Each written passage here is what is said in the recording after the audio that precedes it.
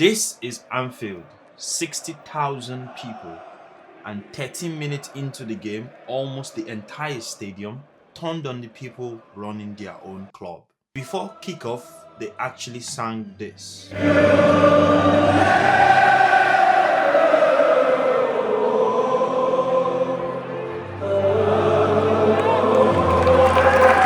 Also, by the end of the day, Mo Salah had limped off injured, and for a few days, nobody knew if that was the last time Anfield would ever see him in a Liverpool shirt. This is Stadium 12 out of 20. Let's get this video started. What's good, people? Today we are at one of the most famous grounds in football history, Anfield, home of Liverpool Football Club, and they are taking on Crystal Palace. And I'll be honest with you, this was one of the best match day I've had on this whole series. I know. As a United fan, I shouldn't be handing Liverpool this much credit. But boy, oh boy, I had a good day out watching them, and I'm sure you guys are going to enjoy this episode. If you're new here, welcome. I'm visiting all Premier League stadium. This is Stadium 12. And if you're a returning viewer, people, thank you for tuning in again. I really do appreciate you all. Now let's strap in and get into this video. Because this one is a local match for me, I don't have to get an Airbnb, I don't need to travel across the country. I set out a bit closer to the kickoff time than usual. And as you know, as usual, getting close to the stadium, everywhere has been shut out. There's traffic already building up. So I found somewhere to park, and a pro tip, always go with cash. Whenever you're going to the stadium and you need to park, always go with cash. Nowadays, we all just expect contactless everywhere, so we barely carry any. But a lot of these places still want cash. Save yourself the headache, boys. Get cash. Always go with cash. Anyhow, parking is sorted, and now I'm about to walk to the stadium. It's like a 10-minute walk, which is good. And on my way there, I start seeing fans coming from every direction, every side street, all funneling towards the same place, Anfield. And as I walk closer, you can see murals, you can see different graffiti on the wall, letting you know you are in the red side of Liverpool already. Here's the thing about Liverpool this season. It has been chaos. Players, manager, even the people upstairs. Everything about the club has been unstable. And these are the defending champion, like the Premier League champion. And they are coming into today's match. They are 5th at the moment, fighting to get themselves back into the Champions League space with 4 games left. That's how strange this season has been for them. Crystal Palace aren't exactly flying either. They are mid-table and they've had a mad season in their own way. We'll get to that soon. Right, enough of rambling. We are now at Anfield. Take a look at this ground. Because it's close to kickoff, you can see everybody's rushing to get in. And speaking about that, I need to find my entrance as well.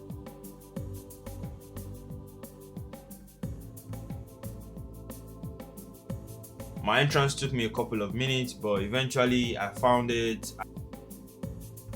Now we're scanning our ticket and we are in. Take a look at this concourse. This is nice, trust me. The cream and the red color goes perfectly together. It just works. I'm starting to think red concourse is the hack to stadiums. Like if you have a touch of red, your concourse will look nice. Remember, Sunderland concourse is still the best I've seen so far, even though it's a bit small, but the interior designer, perfect. And look at this, this is also perfect. It is right up there. And one more thing before we go into the stadium, look at what is in everybody and those little yellow cards. Keep those in mind. We'll come back to them in a bit. Now it's time to head into the stadium. This is the second time I'm going into Anfield Stadium. Here we go.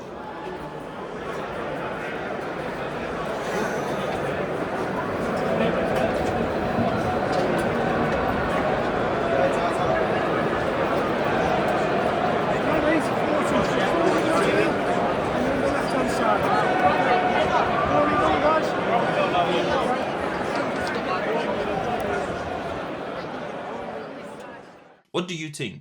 Look how full this is. Look how loud it is already. 60,000 people in here and the game is even yet to start. And this ground has been here a very long time. Liverpool have played at Anfield since 1892, over 130 years on the same patch of grass. The main stand got rebuilt in 2016 and the Anfield Road end was finished in 2024, which pushed the capacity up to just over 61,000.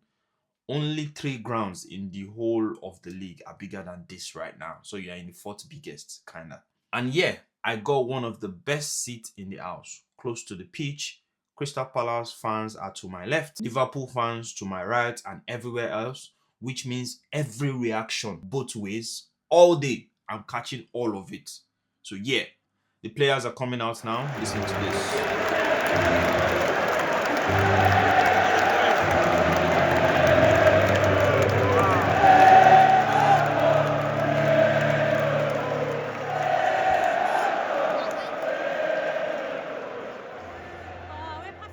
Did you also spot the mascot as well? Now it's time to listen to the Liverpool anthem. Is it called Liverpool anthem? I don't know. You never walk alone. Just listen.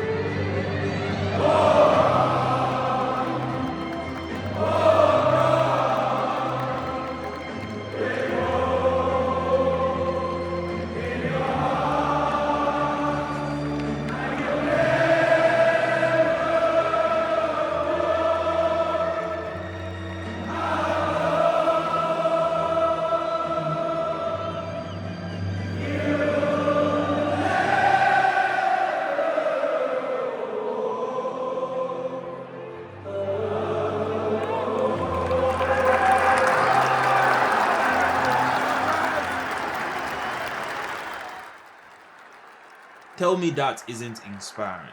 If you're a player and 61,000 people sing that at you before kickoff, how do you not run through a wall for the next 90 minutes for them? Like, put everything on the line just for these fans. Why would you not do that? Anyways, the match kicks off and it's the away fan who starts first. Palace fans are singing from minute one and fair play, they backed it up. They are defending well, cutting Liverpool's attack, trying to do something of their own. Both managers are over to my right, Arne Slot and Oliver Glasner. So I went to this game before the World Cup and now it's August and neither of them are still at the club now. Slot is gone, he's been replaced by Raola, and Glasner left Palace, having won them the Conference League, their first ever European trophy. One of them had a good ending, the other didn't. Anyways, by the 13 minutes, this happened.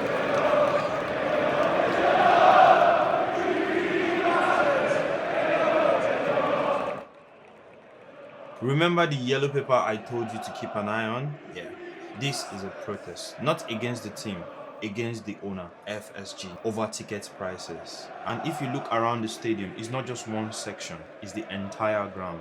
Yellow everywhere, over every red shirt, every red seat. And honestly, I get it. Football is for us peasants. It always has been. The moment a normal family can't afford to bring their kid to a match, something has gone wrong somewhere.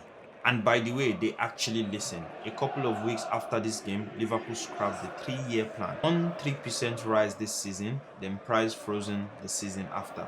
So everything you're looking at right here, it worked. 60,000 people held up a piece of paper for 1 minute and the owner backed down. Remember that next time somebody tell you fans have no power. Anyways, back to the game. Each team kept create chances upon chances. Then this foul on Salah had to go for a VAR check for a penalty.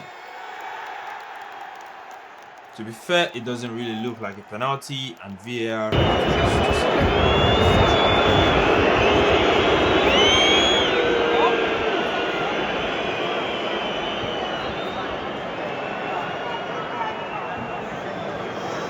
After review. After review, Crystal Palace number 11 gets a touch on the ball.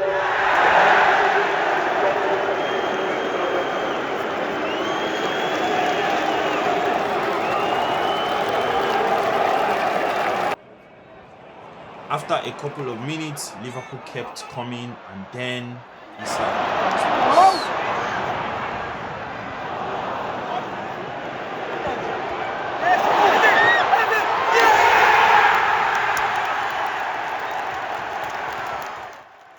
And that's his first goal since he broke his leg back in December. Because I'm in the stadium today, he decided to score. You can see as he goes straight over to Frimpong, Kerkers and Gravenberch warming up on the touchline. And the whole thing happened about 10 meters from where I'm sat. That's a proper wholesome moment, to be honest.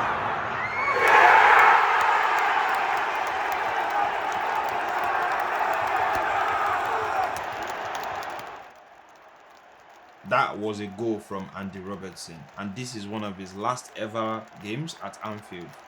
You can also see him coming over to celebrate right where I am. I told you guys, I have the best seat in the house today, and I'm not missing any single moment.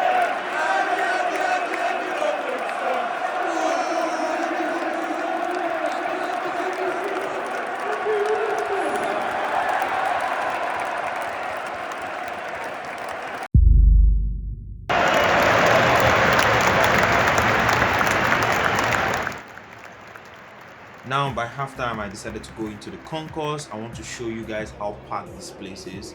Everyone is grabbing food, queuing for the loo. Me, I'm just wandering around. I'm recording everything I can see so I can show you guys.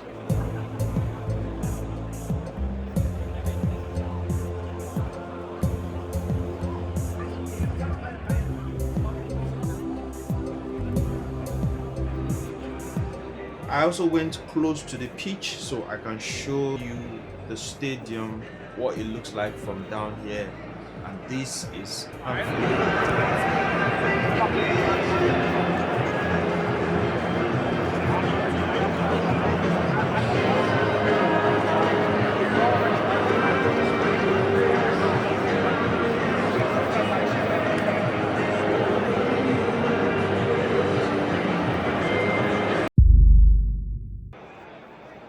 As soon as the second half started, Palace started knocking and Liverpool have gone sloppy at the back.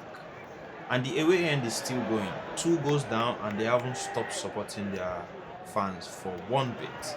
That's away fan energy that you can't fake. And I really like Crystal Palace for that. Few minutes into the second half, this happened. Salah had to be subbed off because of an injury and he had a standing ovation. Although he had already announced that he's leaving this summer. And everyone was just watching him limped off after playing 9 years for this club. Like, wow, is this going to be his last match? However, this wasn't his last match. He still played against Brentford at some point. So yeah, he recovered quickly.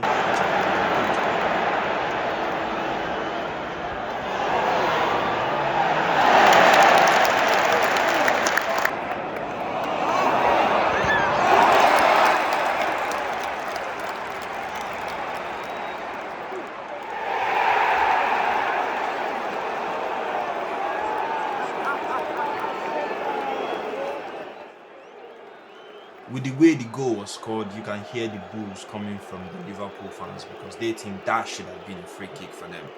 But yeah, a goal is a goal. Crystal Palace couldn't care a bit.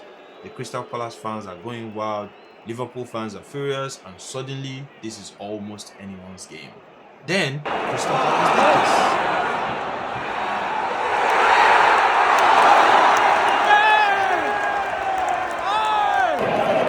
That was close.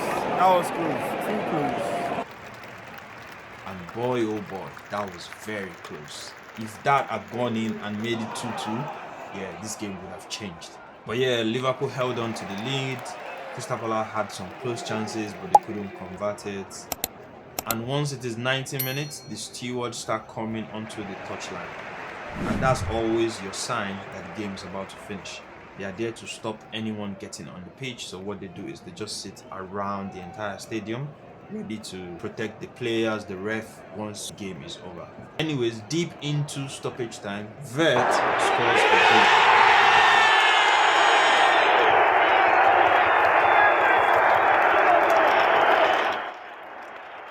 You see, because I'm in the stadium, Isak has to score, Vert had to score. Just because of me, they just had to score.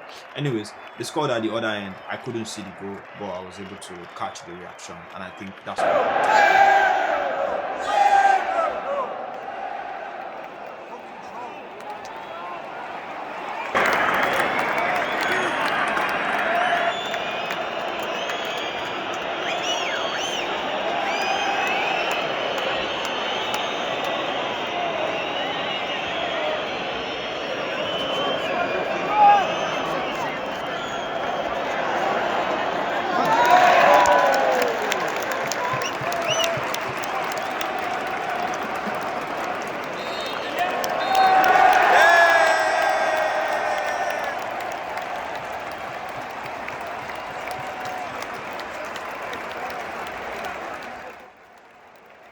Full time 3-1. Liverpool fans so happy with this result. Everyone is applauding the players. The Crystal Palace fans are having the time of their life. They don't care about the scoreline. Everyone is happy. And this is a good game. And for me, I've finally been to a home game where the home team actually won. It only took 12 stadiums to get that.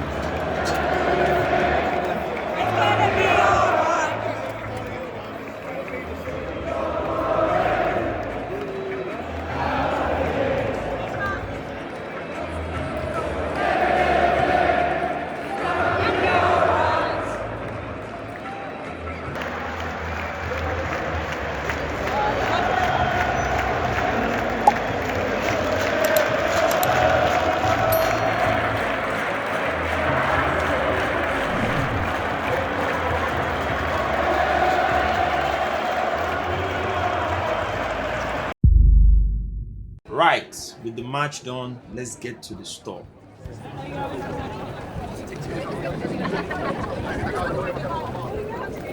And look at this queue. Pro tip for next time: if you want to hit the club shop on a match day, go before the game, not after. Learn from me, because for Aston Villa, the queue wasn't crazy because we went before the game. But you see this one, it's crazy. Anyways, we finally got in, and this place is huge. Look how packed it is. Look how much stuff there is in here.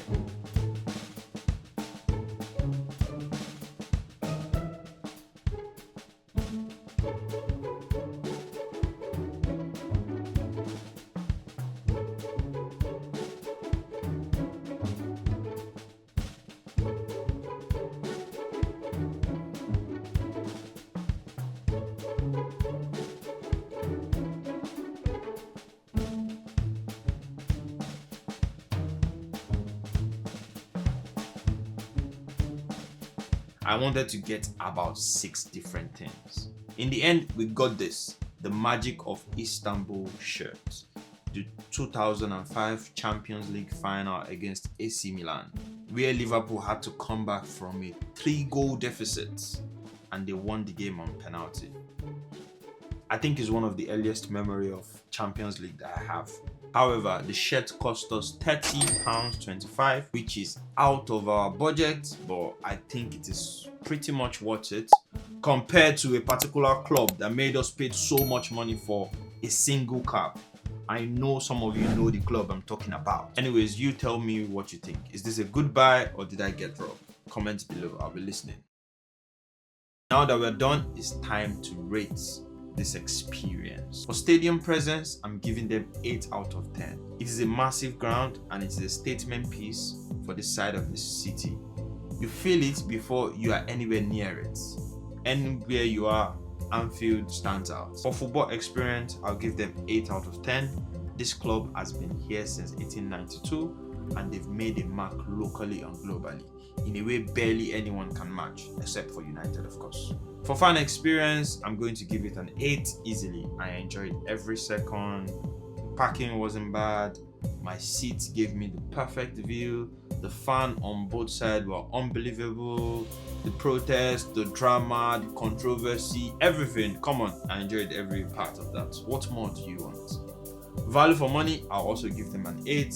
Between the seats, the view, and the shirt, I don't know which one of them I want to pick as the best, but most of it is perfect value for money, which gives Liverpool a total of 32 out of 40, and that puts them at the top of the leaderboard. However, joined with Arsenal.